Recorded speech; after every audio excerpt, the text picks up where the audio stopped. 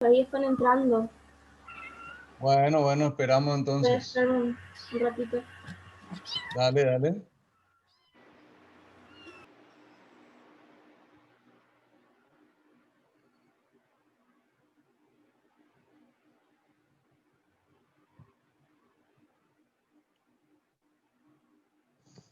Buen día, Buen día, ¿cómo le va? ¿cómo estamos? ¿Todo bien? Me alegra.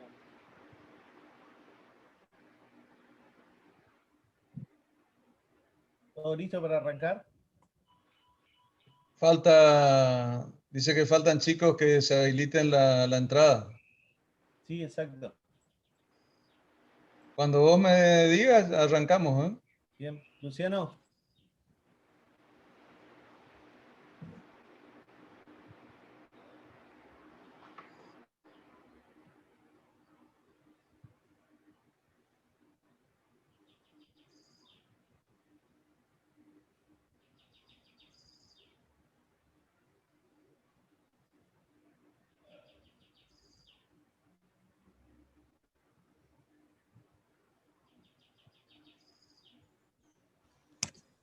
Son 135, Doc. Si quiere, esperamos unos minutitos más hasta que ingresen un poco más.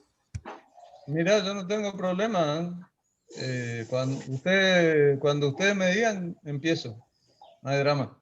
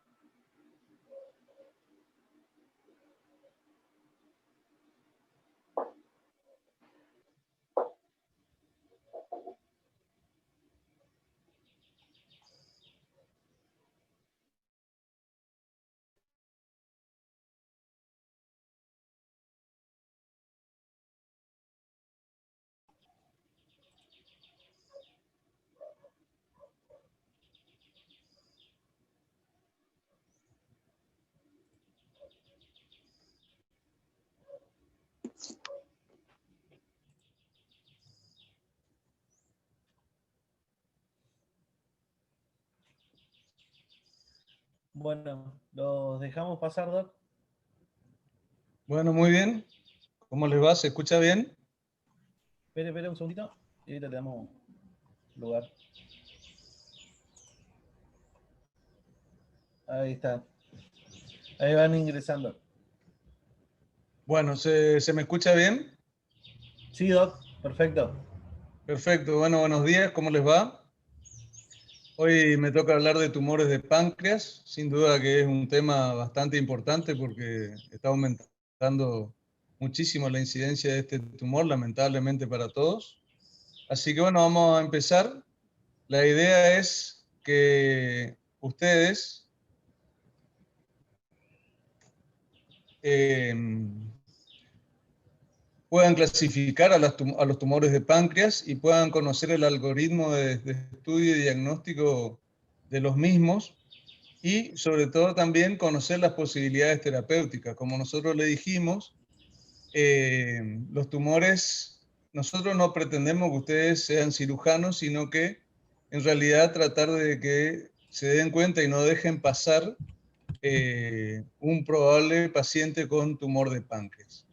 Para estudiar a los tumores de páncreas hay una gran clasificación que los divide en tumores exócrinos. Ustedes saben que el páncreas tiene una función exócrina y una función endocrina. Entonces,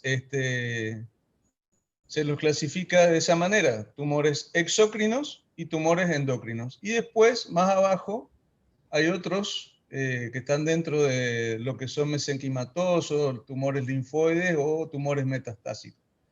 Pero el 95 al 99% de los tumores pancreáticos son los tumores exócrinos y algunos endocrinos. Dentro de los exócrinos vamos a hablar específicamente del adenocarcinoma ductal y después vamos a tocar un poco por arriba, sobre todo la neoplasia papilar intramucosa. Así que dentro de los, como dijimos, el adenocarcinoma ductal es el más frecuente de todos. Lamentablemente es un tumor que nosotros lo llamamos el igualador, porque no sé si ustedes conocen a alguno de de estas personas que están en la foto. Seguramente alguno ha de tener un iPhone, alguno habrá visto alguna película o ha escuchado a alguien de estos tres. No sé si los conocen. Los tres, uno es Steve Jobs, que es el que creó Apple. El otro es Patrick Swayze, por ejemplo, un actor de la época de los 90 muy conocido, y Luciano Pavarotti. Los tres, fíjense, el creador de Apple, más acceso a la tecnología, a la medicina tecnológica que él no creo que haya tenido alguien en este mundo. Y así todo, luchó contra el cáncer de páncreas durante 4 años y no, no pudo sobrevivir. Nosotros perdimos a Steve Jobs por el cáncer de páncreas. Para que ustedes se den una idea de que nadie está exento de este tumor, ¿sí? Los factores de riesgo para tener este tumor son ambientales. Estamos viendo muchos tumores, no solo de páncreas, y nosotros creemos que está relacionado con algo ambiental, sobre todo el agua o las sustancias para combatir las plagas del tema agrícola. El hábito, sobre todo el hábito del fumador, está comprobado que tiene hasta 2 veces más posibilidades de tener cáncer de páncreas que los que no fuman. Otras neoplasias o las neoplasias endocrinas múltiples. Y sobre todo la presencia de algunos oncogenes como el P16, que está presente en un 95% de los casos, el P53, el DPC4, el BRCA2. Las mutaciones del DPC4 parecen que son más específicas para el cáncer de páncreas, y hay alteración genética de oncogenes que es la más frecuente, es el KRAS. Todo esto tiene una etiopatogenia que comienza con la alteración del epitelio ductal, y eso se llaman las famosas PANIM. No sé si alguna vez habrán escuchado. Las PANIM son las anormalidades progresivas del epitelio ductal que primero se transforman en una metaplasia columnar. Esa es la PANIM 1, que empieza a producir moco.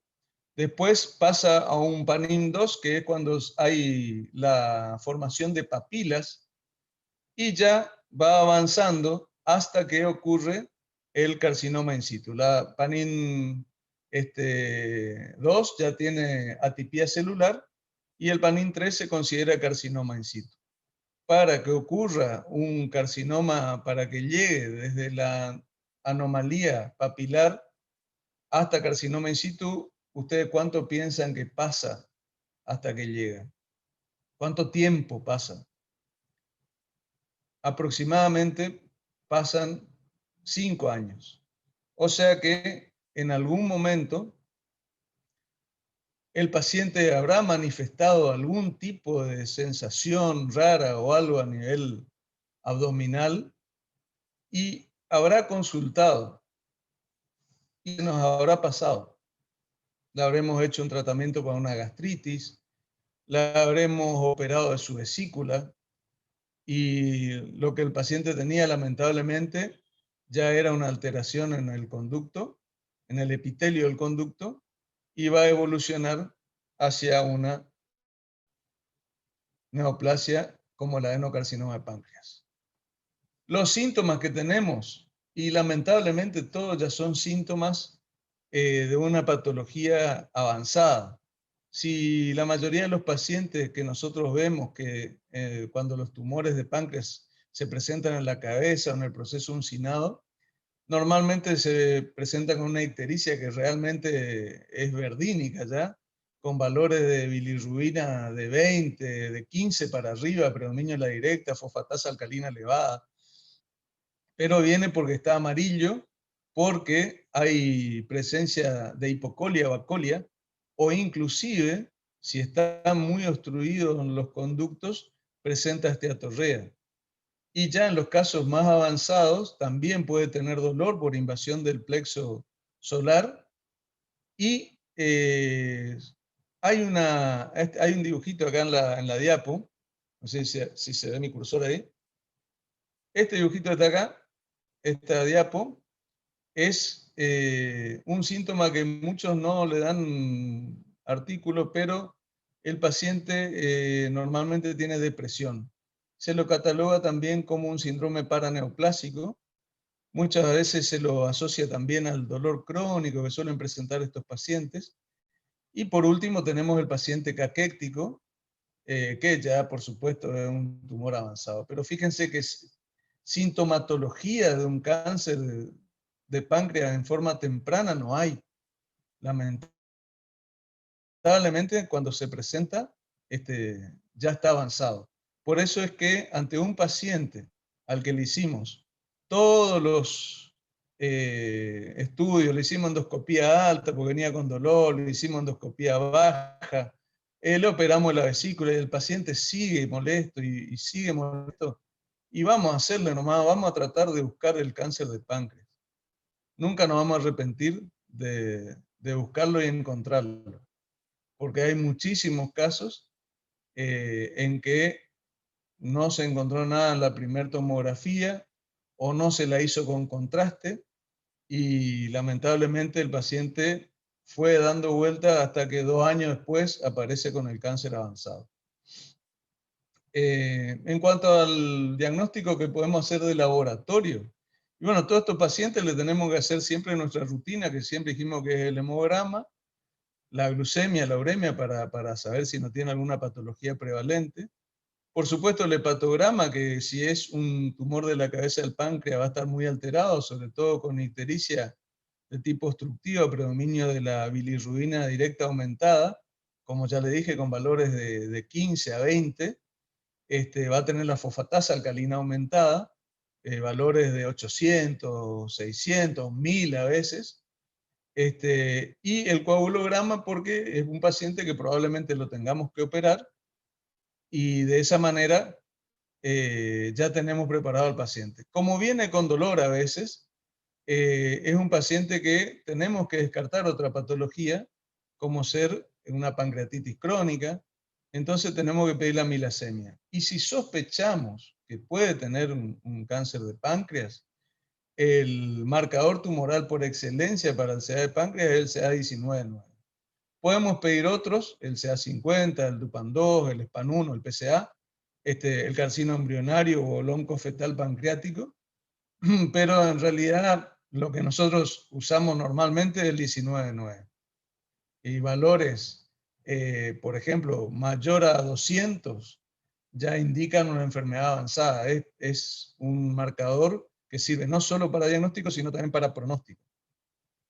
¿Qué método tenemos para acceder al cáncer de páncreas? Y el más barato y bastante eficaz, pero que solo a veces puede detectar tumores que ya son de un tamaño considerable, es la ecografía. La ecografía nos va a servir siempre y cuando el operador esté de buenas ganas y realmente quiera buscar el tumor y revise bien la zona del páncreas, que se ve bien en la ecografía siempre y cuando no haya meteorismo, esas cosas. Y bueno, los va a buscar en los diferentes lugares. También sirve para hacer diagnósticos diferenciales con patologías quísticas benignas y patología biliar. Pero el método por excelencia que estamos usando hoy, que sí o sí nos hace el diagnóstico a nosotros acá en Corrientes de forma más precisa, digamos, es la tomografía con contraste endovenoso. No sirve una tomografía sin contraste, no nos sirve, porque nosotros necesitamos necesitamos ver cómo está la vena mesentérica superior y la arteria mesentérica superior. Acá en esta diapo se puede observar, que después yo la voy a volver a mostrar porque es bien patognomónica, se ve el tumor y se ve que hay una línea de separación entre la vena mesentérica superior y la arteria mesentérica superior. Esto nos da la pauta ya de que este es un tumor resecable. Así que si van a buscar un tumor de páncreas, acuérdense, tomografía con contraste, con los diferentes tiempos venosos y arteriales para ver bien si hay infiltración o no de esas dos estructuras vasculares que son las más importantes para la resección. Si el paciente no puede recibir contraste endovenoso porque es alérgico o porque tiene algún trastorno renal grave que puede pasar, ahí sí vamos a la resonancia, ¿sí? Y la CPR, que es sobre todo cuando nosotros tenemos un paciente que viene ictérico y necesitamos drenar esa vía biliar, y en este caso se puede ver en este caso podemos ver la invasión ya de la papila por el tumor de páncreas. A veces esto también puede ser un ampuloma e inclusive se meta dentro del colédoco y dilata las vías biliares. Esta es la expresión tomográfica de esa dilatación y esta es la misma CPR en este paciente. Sirve también la CPR para tomar muestra, ya sea por biopsia o por CytoBrush, que es el cepillado, y es una cosa bastante importante, sobre todo si están ubicados en la cabeza del páncreas. Si están ubicados en el cuerpo o la cola y no produce ictericia, la CPR no está indicada. La CPR, acuérdense, es la colangiopancreatografía retrógrada endoscópica. Como dijimos, la resonancia, acá vamos a ver, por ejemplo, en la colangioresonancia, fíjense la invasión del conducto y la sección que lo divide prácticamente al tumor al wirsum y al colédoco, ¿sí? Está obstruyendo a los dos, y este se llama signo del doble conducto. Y después podemos tener acá, por ejemplo, en el tiempo venoso, en la reconstrucción, se ve cómo está obstruida la vena porta, que pasa inmediatamente por detrás del cuello del páncreas, y eso hace que haya un crecimiento de las venas mesentéricas que hacen de circulación colateral. Y este es el sumum para nosotros, si lo pudiéramos tener acá. Realmente nosotros estamos haciendo una medicina del cuarto mundo prácticamente, acá hoy en Corrientes para este tipo de tumores, porque la econdoscopía, si bien hay un equipo de gastroenterólogos que tiene el equipo, no lo está usando porque realmente cualquier cosa que le pase hoy es incomparable directamente para nosotros, pero sí hay en Rosario, hay en Córdoba, hay en Buenos Aires, en varios lugares, y es la econdoscopía. La econdoscopía es el estudio que, digamos, hoy en otros lugares es el gold estándar para los tumores de páncreas. Inclusive nos permite ver, ¿por qué? Porque nos permite ver, por ejemplo, en este caso, un tumor que está separado, no sé si se ve mi cursor, está separado de la vena mesentérica superior. Acá, en esta partecita que está acá, es donde larga el eco y ve el tumor de páncreas separado de la vena mesentérica superior. Este es un T2, o sea que es de hasta 2,5 centímetros. Por ejemplo, acá tenemos un T3, donde vemos que está invadido el colédoco, ¿sí? Este es el colédoco y este es el tumor. Lo invade y lo cierra, ¿sí? Y este ya es un tumor, un T4, que invade la porta. PB quiere decir vena porta, obstruye el colédoco, ¿sí? CBD es conducto biliar común, y esto que está dentro del colédoco simplemente son detritos. El tumor está acá, fíjense lo bien que se ve, y lo bueno que sería para nosotros tener esto. Pero lamentablemente, hoy por hoy, esto por supuesto son todos equipos que se venden en dólares, tenemos que hablar que un equipo de esto está valiendo hoy abajo entre 20.000 y 22.000 dólares. Así que, lamentablemente, en este momento no tenemos acceso a esto, que sería lo ideal para el diagnóstico y tratamiento de estos tumores. Una vez que tenemos todo el paciente ya con la tomografía, la resonancia, la eco, el laboratorio, el CA19-9, ya sabemos prácticamente qué tamaño tiene, podemos clasificarlo y usar el TNM, que yo siempre le digo a ustedes que el TNM para cada tumor, hay que ir a leer de nuevo. Le pongo en la tabla, pero le puedo leer y termina la clase y ya nos olvidamos. Así que ténganlo en cuenta que se usa el TNM, pero lo más importante de todo para saber qué hacer con un tumor de páncreas es la localización y la invasión o no a los vasos mesentéricos, tanto arterial y venoso, como al plexo celíaco, al tronco celíaco. Entonces, por ejemplo, tenemos este tumor que ya le mostré, que fíjense cómo está separada la vena mesentérica y la arteria mesentérica superior. Entonces, este es un tumor resecable. Después tenemos otro resecable, pero ya con invasión de la vena mesentérica superior. Entonces, ahí probablemente tengamos que resecar la vena y repararla de alguna manera, pero todavía se puede operar, ¿sí? Este prácticamente ya es un T3, un T3, digamos.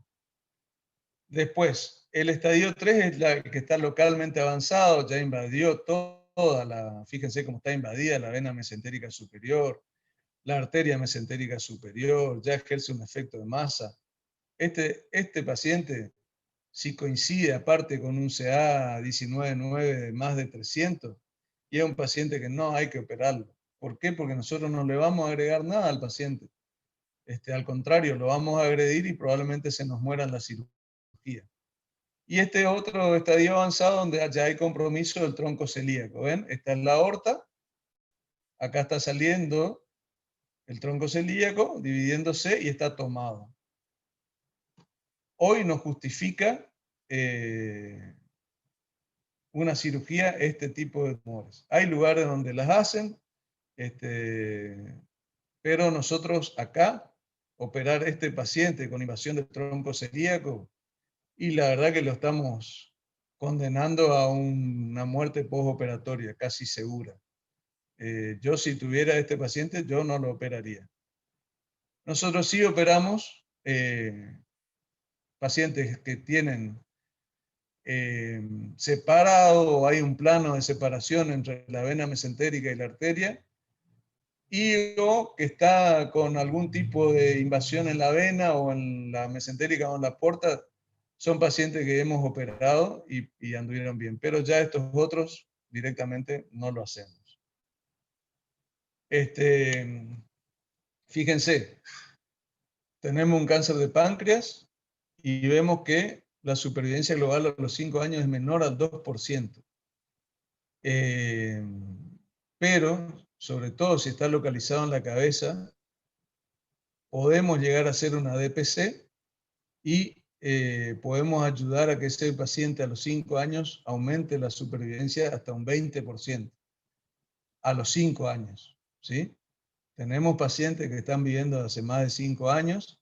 La mayoría de los pacientes operados a los 3 años tienen algún tipo de recurrencia o metástasis. Así que estamos dentro de lo que es la normalidad. Lo que sí estamos atrasados nosotros un poco es en el tipo de resección que hacemos, porque nosotros hacemos una resección que es todavía convencional. Y se ha intentado acá en Corrientes hacer DPC laparoscópica. Se tuvo éxito algunas veces, pero la realidad es que a nosotros, por ejemplo, en el Hospital Vidal nos va bien con la DPC, que se llama la duodenopancreatectomía cefálica, por vía convencional, ¿sí? La vía laparoscópica no solo que es más costosa, si bien la estadía del paciente es menor, pero la cantidad de insumos que conlleva, de las suturas mecánicas, el tiempo anestésico, es mucho mayor. Por eso nosotros todavía en el Vidal estamos haciendo DPC convencional. La oportunidad quirúrgica, acuérdense, nosotros se la damos o decidimos la oportunidad quirúrgica en el comité de tumores. Todo paciente que presenta un cáncer debe pasar por el comité de tumores.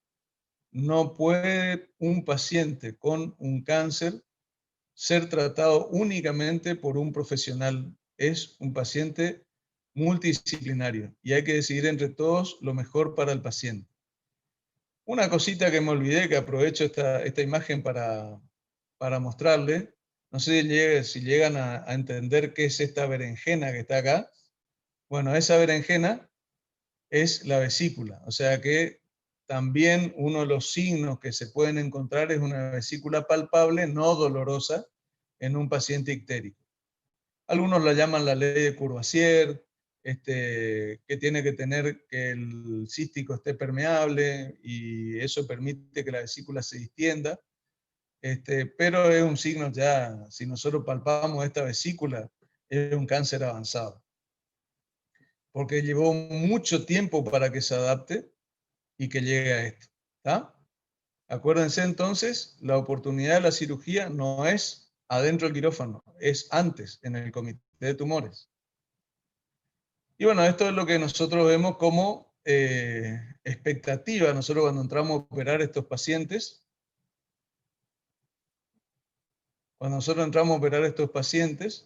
nos encontramos, no sé qué le pasa a la pantalla, bueno, nos encontramos con que queremos encontrar esta anatomía perfecta, todo, pero en realidad es mucho más difícil. Fíjense, esta es la cara posterior de, el páncreas y el duodeno, y acá podemos ver el colédoco en verdecito, ¿sí? Muy lindo, y si ustedes miran la pieza quirúrgica, acá podemos ver el colédoco.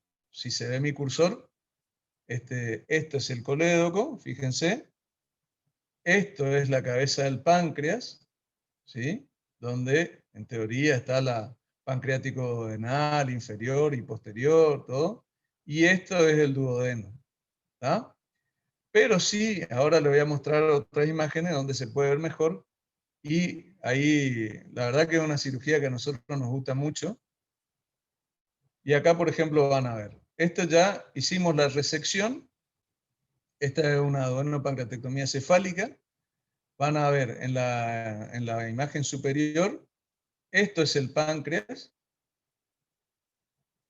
Este tubito que está acá es una sonda que nosotros colocamos para hacer canulamos el wirsum para hacer la anastomosis, ¿sí? Esto que está acá es el colédoco, ¿lo ven? Este redondito que está acá, ¿sí? Es la gastroduodenal que está ligada.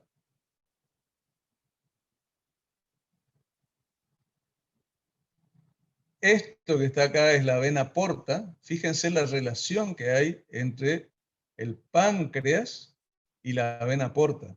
Es una encrucijada terrible esa, ¿sí? Y esto que se ve acá, a ver, no me sale mi cursor por ahí. Acá está. Esto que se ve acá es el estómago, ¿sí? Todo eso nosotros tenemos que unir. En esta otra es esta otra DPC, donde podemos ver el páncreas, pero acá no podemos ver el wirsum, ¿sí? Esta es la vena porta, y este es el colédoco. En este caso, vemos el colédoco que está canulado porque se le hizo un drenaje percutáneo a este paciente, está calzado el estómago, todavía no hicimos la resección. Acá, ¿ven? Esto está calzado. Y esta es la unión que hacemos entre el páncreas y el intestino delgado, ¿sí? Esa es la cirugía que nosotros hacemos hoy para este tumor, ¿sí? Bueno, y cuando no tenemos resultado o no podemos operarlo por X causa, tenemos que hacer tratamiento con quimio, que lo que se usa es 5-fluoruracilo, y esto aumenta la supervivencia al 40% a los 2 años. Fíjense, siempre estamos hablando de 2 años, 3 años. Y la gencitabina por ahí puede ser que sea más eficaz en el tratamiento. Eso se está viendo. Esto es constante. Uno tiene que ir actualizándose año a año. La medicina cambia año a año ahora. Así que bueno, eso es lo que podemos decir sobre el adenocarcinoma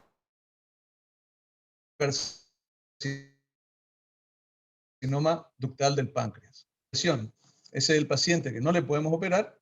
Podemos hacer una doble desviación gástrica y biliar. Podemos colocar un stent endoscópico autoexpansible, que se comprobó que la sobrevida a veces de los pacientes es la misma con una DPC que con un stent endoscópico. Podemos hacer una colocación percutánea guiada por tacografía de estenodrenajes. Hay que hacer el tratamiento del dolor, aliviar el prurito con colestiramina o fenobarbital, y sobre todo si al paciente se le agrega una insuficiencia pancreática exócrina, tratarlo con enzimas pancreáticas, porque encima se nos va a deplesionar. Por eso es que llegan con caquexia.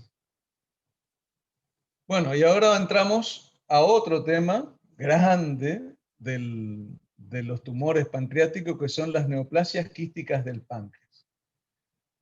Acá hay que tener en cuenta varias cosas. Las neoplasias quísticas del páncreas, otra vez, se dividen en benignas y malignas.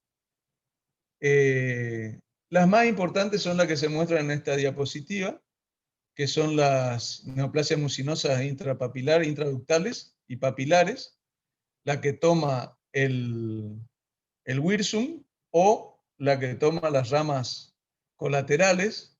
Tenemos los cistodenomas serosos, los quistes simples, el tumor pseudopapilar y el cistoadenoma mucinoso. Vamos a hablar de ellas.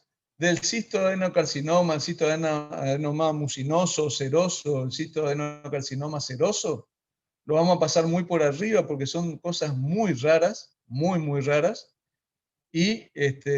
pero que hay que tenerla en cuenta porque a veces se presta a confusión.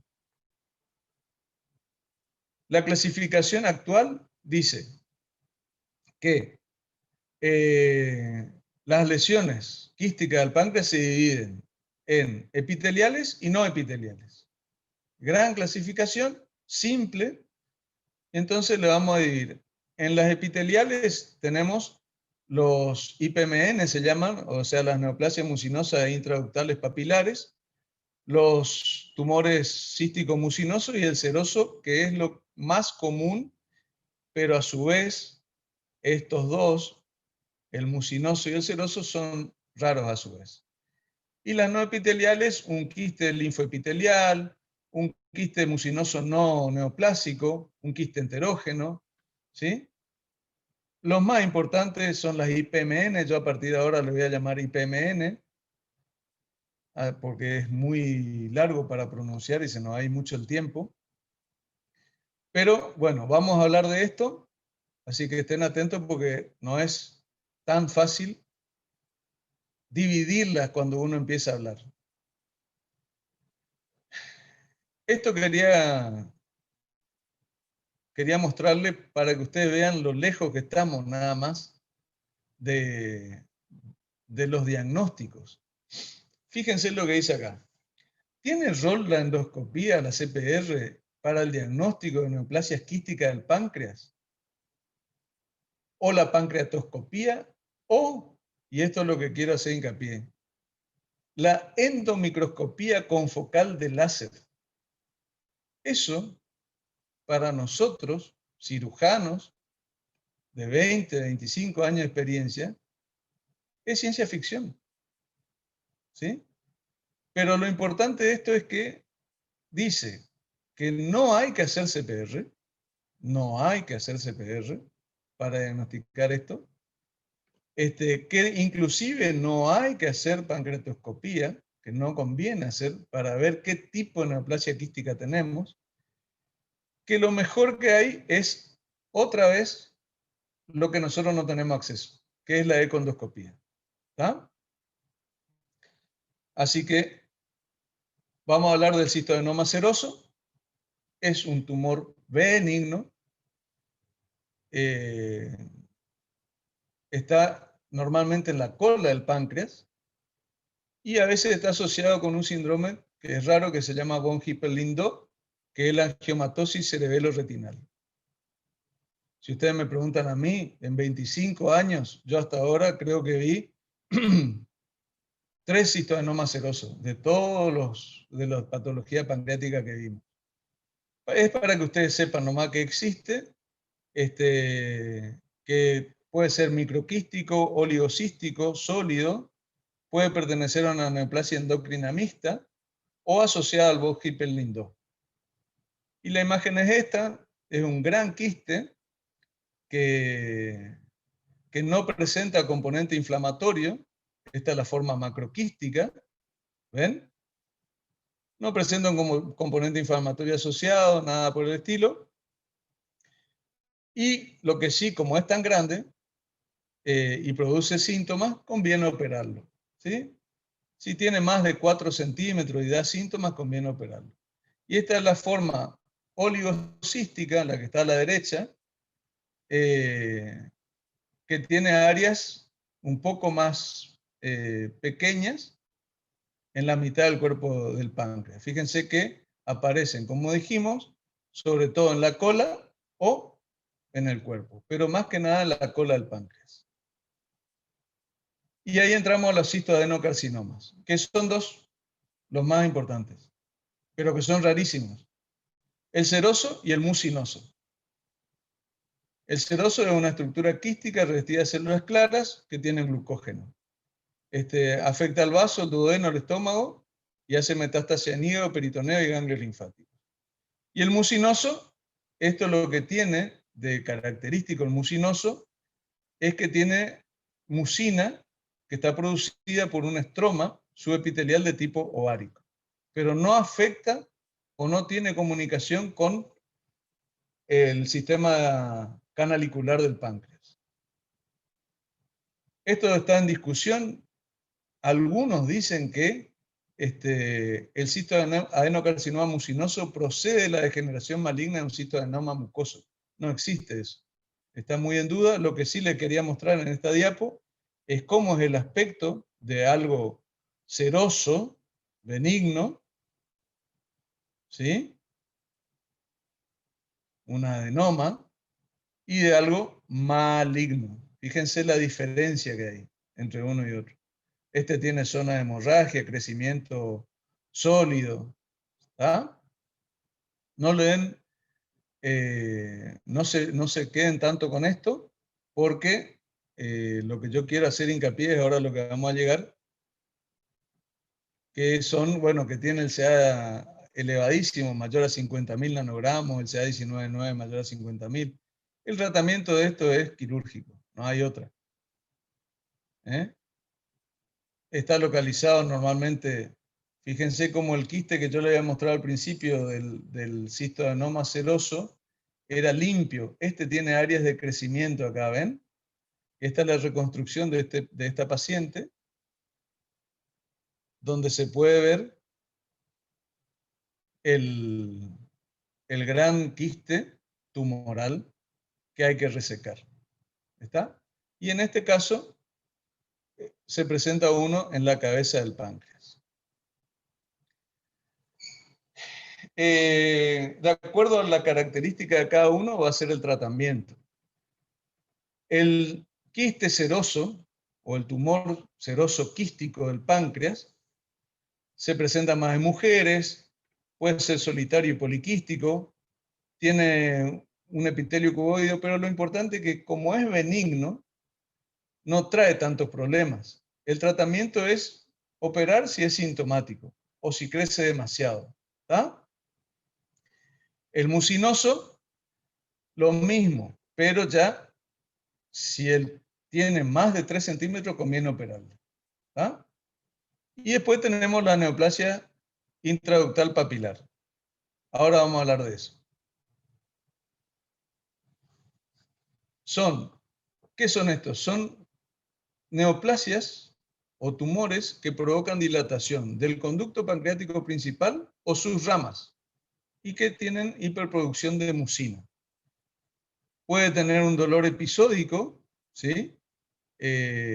Como ya habíamos hablado, que el paciente puede venir con dolor, ceder, y eso ocurre cuando la mucina obstruye, el moco obstruye el conducto y de esa manera provoca el dolor. Y después, una vez que se elimina, pasa. Estos se clasifican en 3 tipos. No es tan difícil la clasificación. Tipo 1 es la que toma el conducto principal, o sea, la que está en el wirsum. Tipo 2 es la que toma las ramas accesorias del wirsum. Y tipo 3 es la mixta, o sea, que la que está no solo en el wirsum, sino también en las ramas accesorias. Esto no es difícil, ¿sí? Y acá tenemos cómo hacer el diagnóstico de esta patología. Otra vez volvemos a lo mismo. Tomografía, resonancia y por supuesto para nosotros no sale mi cursor acá, ahí está, la ultrasonografía, donde vamos a ver el aspecto quístico, ¿sí? Y esta bola de moco que hay acá, ¿está? O esta más grande. Y esto otro que es la panacea, que es la pancreatoscopía intraductal, donde se ve una imagen que le llaman ellos como de huevo de pescado. ¿Tá? Eso hace el diagnóstico de neoplasia intraductal. Podemos usar además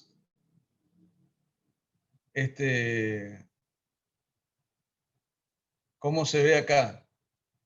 La dilatación, no solo del wirsum, sino de varias localizaciones.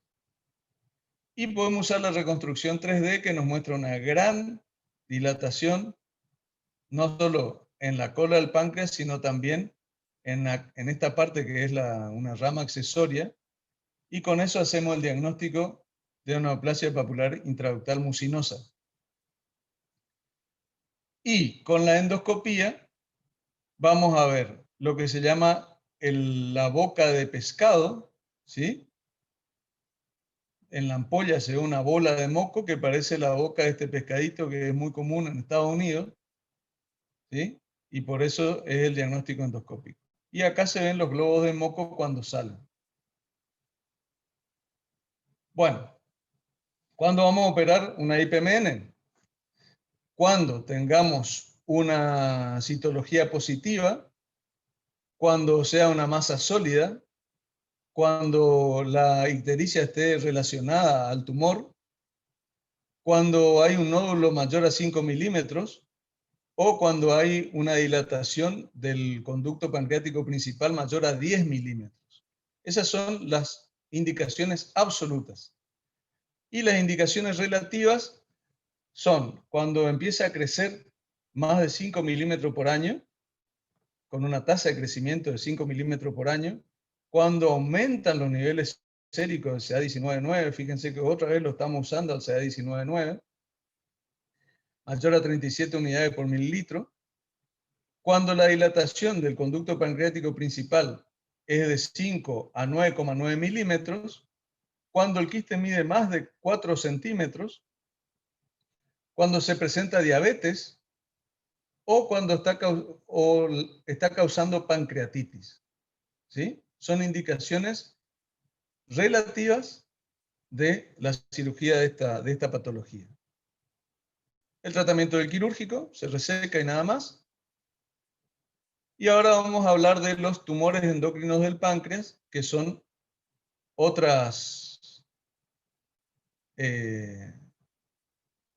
la otra parte linda del páncreas.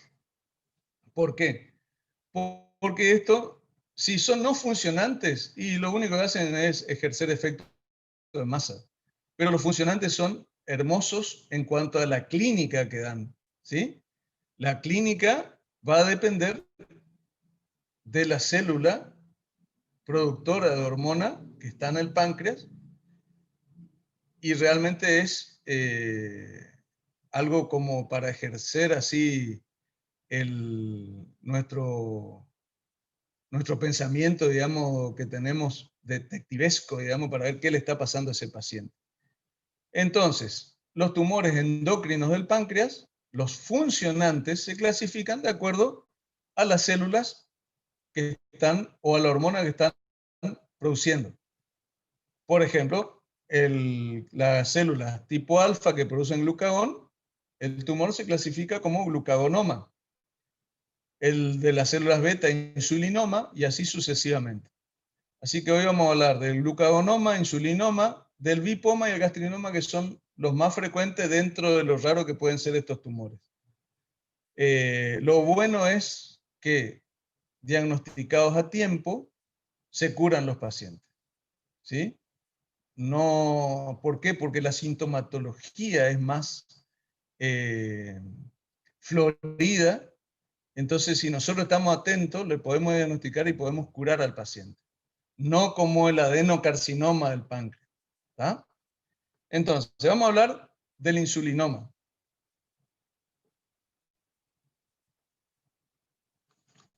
Como ustedes saben, las células beta del páncreas son las células que producen insulina. Entonces, el insulinoma es un tumor de células beta. En el 80% de los casos son únicos y se resecan y se curan. Eso es lo más lindo que tienen estos tumores.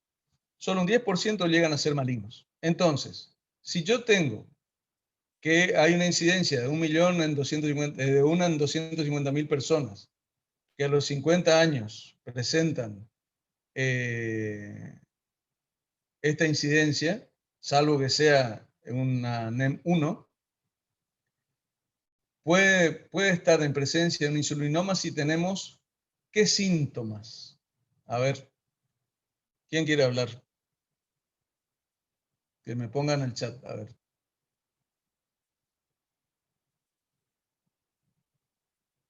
Vos le das entrada,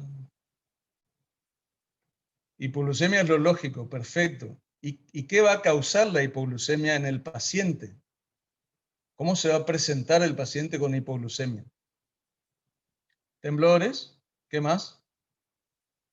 Muy bien. La pérdida de peso va a ser a la larga, digamos. Sudoración. Sí, señor. Perfecto. Bueno, están bien encaminados. O sea que es una sintomatología florida. ¿Sí? Ahí tenemos temblor, taquicardia, mareo, cefalea, debilidad, cansancio, sudoración, hambre. Un mecanismo de supervivencia que tenemos ante una hipoglucemia es que tenemos hambre, visión borrosa e irritabilidad. ¿Sí? Fíjense la diferencia que hay con el adenocarcinoma, que cuando no llegaba, ya no llegaba en estadios avanzados. Entonces, ante la presencia de estos síntomas que se repiten sobre todo, aunque el paciente haya comido, tenemos que pensar en un insulinoma. Y el nivel de glucosa plasmática, el paciente tiene que estar internado 3 días, sobre todo en sala de clínica médica. Lo controlan durante 72 horas de ayuno y lo normal es que los niveles de insulina bajen mientras el paciente esté en ayuno. Eso sería lo normal. En el insulinoma, los niveles altos de insulina y proinsulina coexisten con la hipoglucemia. ¿Sí?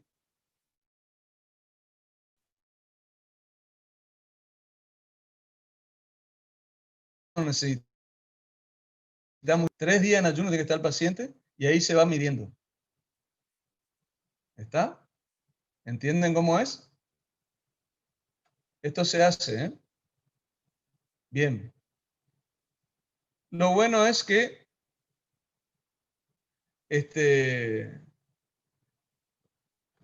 hay una tríada que se llama tríada de Whipple, que es, como les dije, que el episodio se produce en ayunas, los síntomas se producen, tiene que haber sí o sí hipoglucemia, la segunda parte, y con ingesta de hidrato de carbono se alivian los síntomas. Pero hay una hiperinsulinemia simultánea mayor a 6 microunidades por mililitro. ¿Tá? Con eso hacemos el diagnóstico de insulinoma. Fíjense que en este caso no estamos usando métodos de diagnóstico por imagen y esas cosas que en realidad, una vez hecho este diagnóstico, que es clínico prácticamente, o de laboratorio si quieren, vamos a ver si lo encontramos al tumor. El problema con el insulinoma es que son chiquititos, ¿no? Tienen 1 centímetro máximo. Inclusive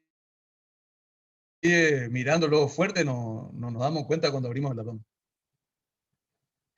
Se puede usar la ecografía. Otra vez hablamos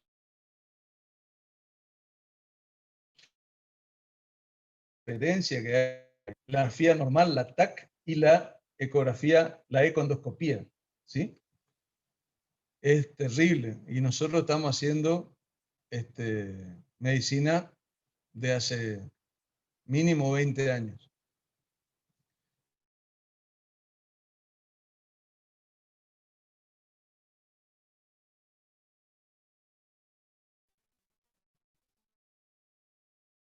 Y bueno, fíjense, si logran ver,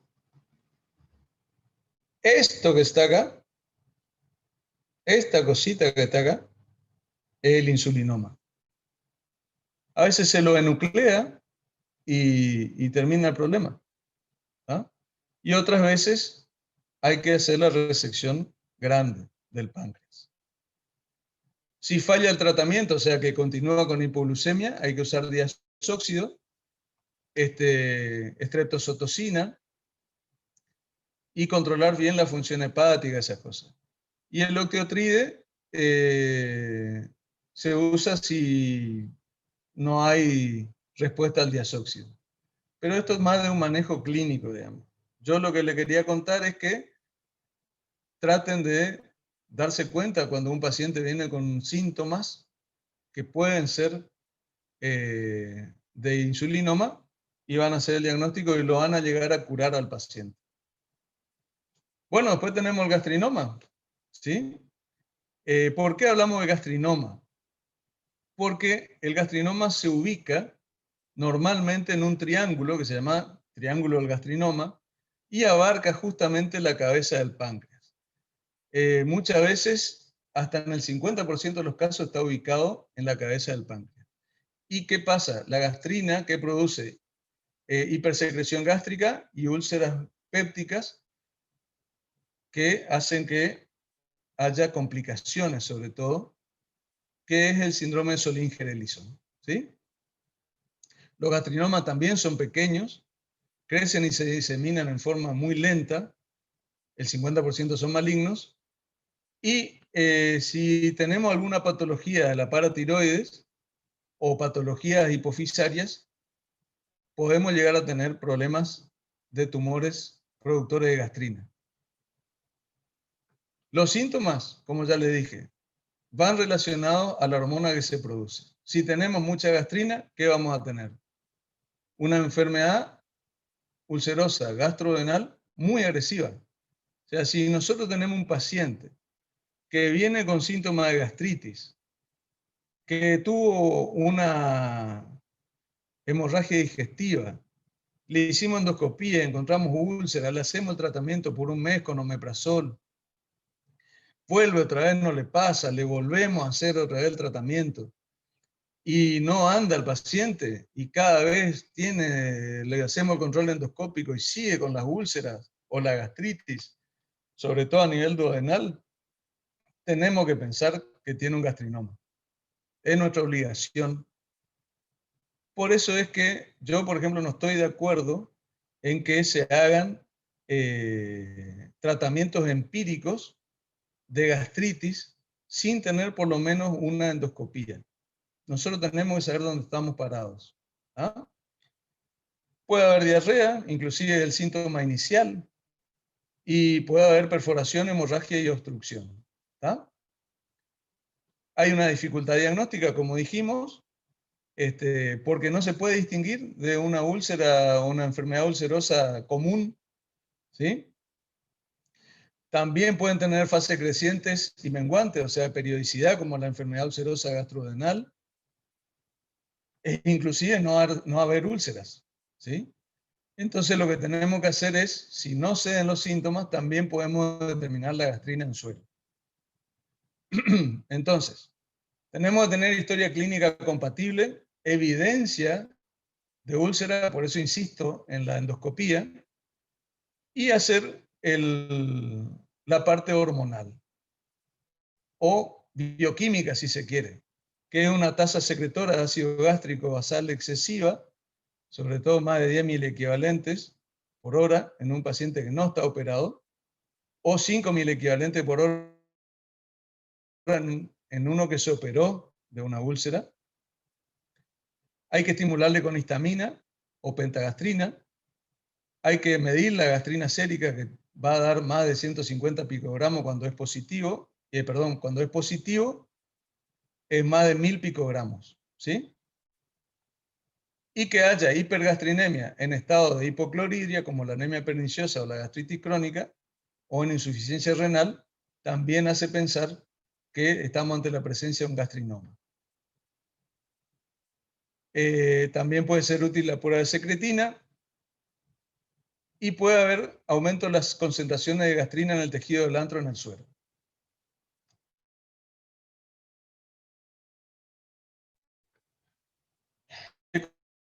Endoscopía. O sea, ustedes van a salir de la clase pensando en que alguien tiene que conseguir un econdoscopio. Si no, estamos hablando de cosas del siglo pasado, como vuelvo a repetir.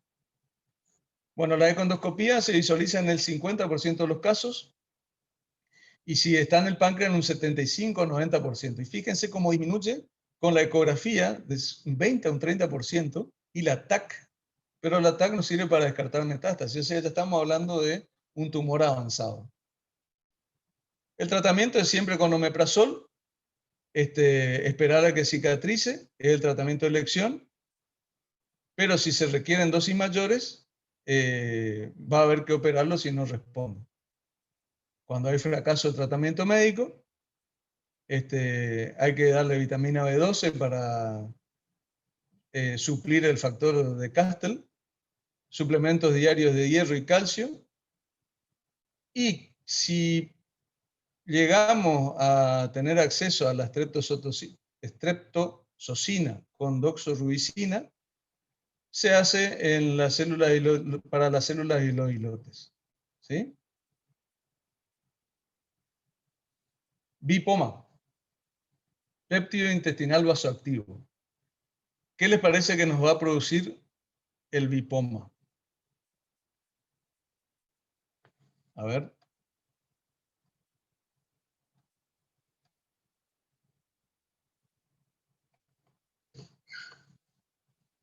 ¿Qué le parece? ¿Cuál es como dice ahí? ¿Cuánto dicen ustedes que va a hacer de diarrea al paciente?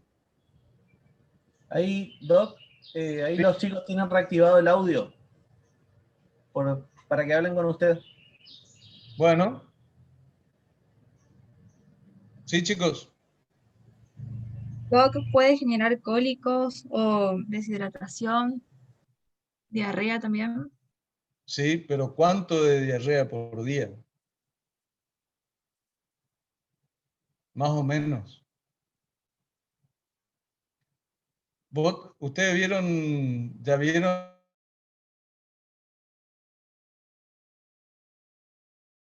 ¿no?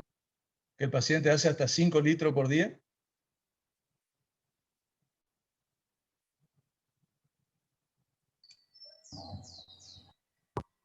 ¿Dos puede ¿Sí? ser más de 3.000 mililitros por día? Exactamente. ¿Sí? Son pacientes que se nos van a deshidratar, pero no solo eso, van a tener acidosis, ¿sí? Porque se pierde mucho potasio y eso provoca una acidosis severa, ¿sí? Entonces, ante un paciente que no tenemos no hay una epidemia de cólera ni nada por el estilo, que viene con diarrea profusa, acuosa, que se descompensa, que no cede, y puede ser un bipoma, ¿sí? Entonces, fíjense, hasta 3.000 mililitros por día, ¿ah? Va a tener letargia, debilidad muscular, náuseas, vómitos, dolor abdominal espasmódico, puede haber hiperglucemia con deterioro de la tolerancia a la glucosa y hasta puede haber rubor, que es parecido al del carcinoide. El diagnóstico es simple. Hay que demostrar que la diarrea es secretora. Acuérdense, péptido intestinal vasoactivo. La osmolaridad de las S es prácticamente igual a la osmolaridad plasmática. ¿Ah? Y va a tener el doble de concentración de sodio y potasio en las heces. ¿Ah? Por eso es que va a ser tan osmótica. Hay que descartar otras causas. Por ejemplo, si el paciente tuvo abuso de laxantes. Hay que hacer, en este caso sí es importante hacer la arteriografía. Y es, ¿por qué? Porque vamos a determinar justo el sitio del tumor donde se va a estar produciendo la actividad. En el 66% de los casos no vamos a tener resultados, pero puede haber de 10 pacientes, 3 que le podamos diagnosticar. Y vamos a tener niveles altos de péptido intestinal vasoactivo por radioinmunoensayo. Y por último, la laparoscopía. El tratamiento es reponer los líquidos electrolitos, por supuesto bicarbonato, para evitar la acidosis. A veces es muy difícil lograrlo. Utilizar octreotide, que es un análogo de la somatostatina, que hace que se frenen las secreciones pancreáticas, pero las dosis son grandes y acá en la Argentina hoy es muy difícil conseguirlo, y si no hay que resecar. Y volvemos a lo mismo, streptotocina y doxorubicina. Este es el que más me gusta de todos, el glucagonoma. Me gusta porque ya, por suerte o mala suerte en realidad para el paciente, tuvimos varios casos y anda muy bien. Es el tumor de las células alfa del páncreas que secretan glucagón. Entonces producen hiperglucemia, ¿sí? Aunque son raros, es de crecimiento lento y nuestros pacientes operados ya llevan, por ejemplo, en realidad tenemos 3 pacientes operados de glucagonoma, y el más anciano, porque era una paciente anciana, la que operamos, lleva 10 años ya de postoperatorio, tenía invasión de la mesentérica, le resecamos y le dejamos un pedacito de vena y anduvo muy bien la paciente. Y es familiar de un amigo mío, por eso estoy contento, digamos. El 80% son malignos y fíjense, empieza a los 50 años y en el 80% de los casos las pacientes son mujeres. Coincide todo con lo de esta paciente. Fíjense los síntomas. Va a tener diabetes, pérdida de peso, anemia, hipoaminoacidemia e hipolipidemia. va a haber una erupción crónica que afecta a las extremidades con una lengua lisa, brillante, de color vermellón y queilitis. Y esto es lo raro. Hay una lesión eritematosa exfoliativa de color pardo que se llama eritema migratorio necrolítico. Es rarísimo. No se sabe por qué ocurre este eritema, pero forma parte del gastrinoma. Y ahí en la tomografía ustedes pueden ver, chiquitito acá, el volumen que puede adquirir esto, pero normalmente son resecables. ¿Sí? El diagnóstico se hace por los síntomas y los niveles elevados de glucagón. Y la angiografía muestra un tumor de células insulares. El tratamiento es la resección, y si es irresecable, bueno, estreptozocina, y doxorubicina. Octiotride otra vez y zinc para el eritema. Bueno, creo que abarcamos bastante toda esta patología. No sé si quieren preguntar algo.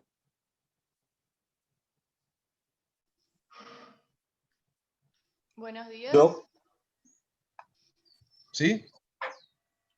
Yo quería saber, teniendo en cuenta que el adenocarcinoma de páncreas, usted dijo que se ve cada vez más y que en estadios iniciales no da clínica, si existe algún método de screening para detectarlo a tiempo, que pueda realizarse, no sé, de rutina a partir de cierta edad, ya que usted dijo que la ecoendoscopía no tenemos acceso, pero no sé si por ahí tendríamos acceso si estamos en otro país, pero no sé si se utilizaría como No, prevención, digamos. lamentablemente no existe. ¿No existe? Lamentablemente no. Ok.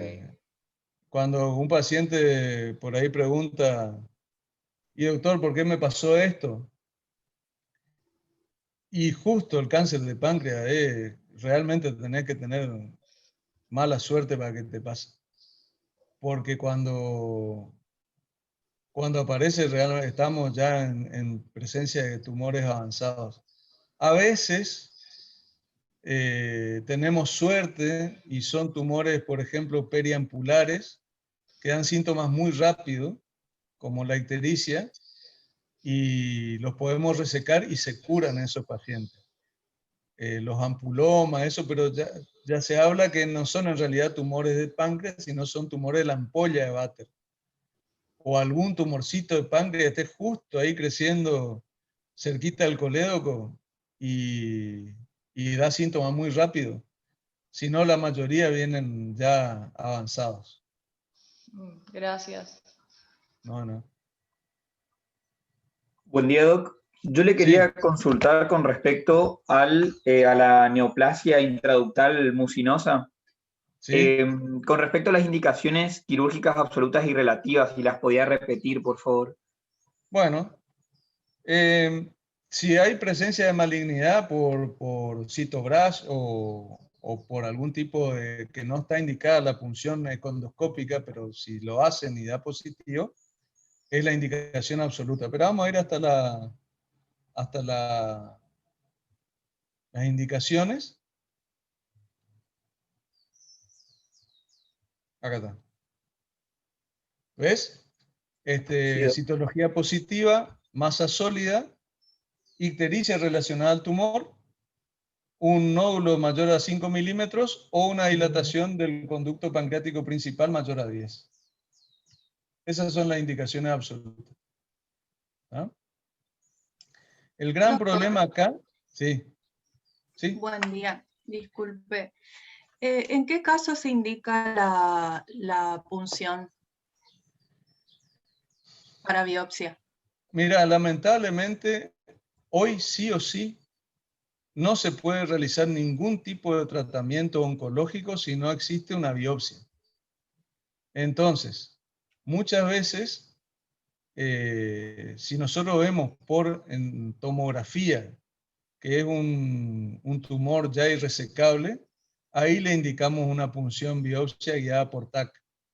Si no, nosotros no punzamos. Preferimos a veces inclusive entrar por la laparoscopía y ver si podemos tomar una muestra, o si hay metástasis, tomarle una muestra de la metástasis, pero generalmente se indica solo en los casos que son irresecables ya por tomografía. En esos casos yo indicaría una punción biopsia guiada por TAC o una biopsia laparoscópica, y ojalá si tuviéramos una biopsia por econdoscopía. Eso sería lo ideal. Gracias. No, no.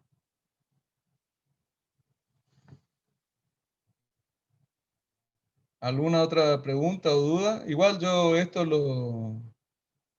lo dejo para que se suba después al aula virtual. ¿Sí? Doctor, una pregunta más le hago. En el caso de que nos encontremos, digamos, con un paciente que tiene un quiste benigno, Sí. en ese caso, ¿cada cuánto se hace el seguimiento y con qué estudios? En algunas literaturas dicen cada 6 meses y en otras dicen cada año. ¿Sí?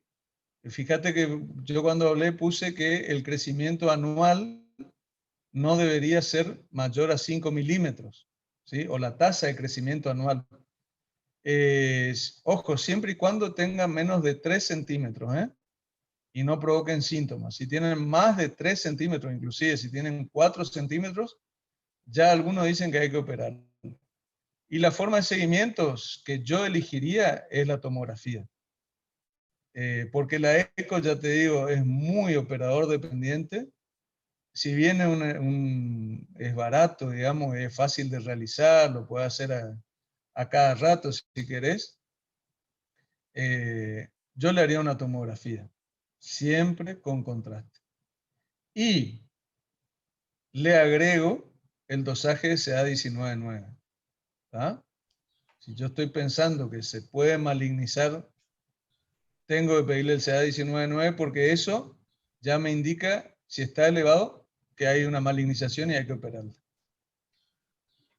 ¿Se entendió? Perfecto, doc. Gracias. Sí, sí. ¿No?